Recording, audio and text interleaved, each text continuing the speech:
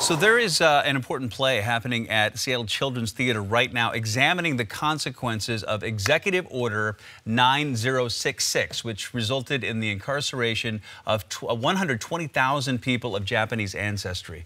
So the theater, along with the Wing Luke Museum and the nonprofit organization Densho, all joining forces to help put on this production 76 years after that order was signed. And with us this morning, Tom Ikeda, the founding executive director of Densho, whose mission is to preserve the testimonies of Japanese Americans who were unjustly incarcerated during World War II. Thank you so much for joining us this morning. Thank you, Bill. And yesterday you celebrated an event called the Day of Remembrance. Tell us about the significance of that day.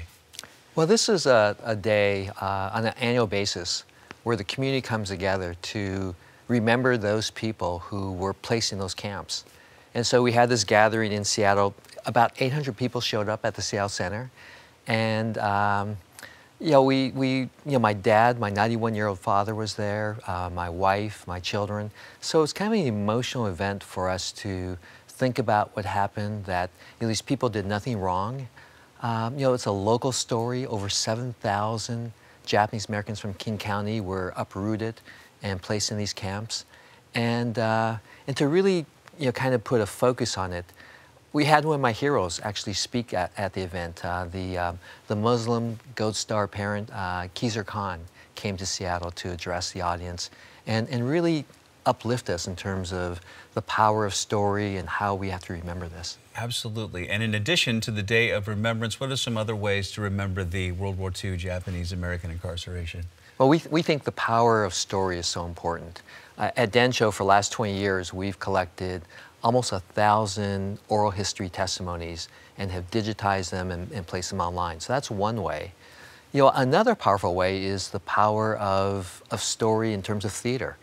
A good example is at the Seattle Children's Theater right now. They have a wonderful children's play called the Journal of Ben Uchida, which really looks at the whole experience through the lens of a teenage boy and his family being uprooted as they go on this journey. It is a powerful performance, and Seattle Children's Theater not shying away from some really tough issues with the production, including the suicide of Ben's father. So how is that handled, and how are children and families reacting? Yeah, that's a tough issue. I mean, it's such a tragedy. And unfortunately, several families had that. And in particular, it was generally with men whose lives were shattered. And these were the men who, in some ways, believed the most in our country. They felt that this country was going to be good to them. And when everything was taken away from them, and they lived this, and they recognized that their lives were being shattered, that they had been lied to, some of them just gave up and ended up in suicide.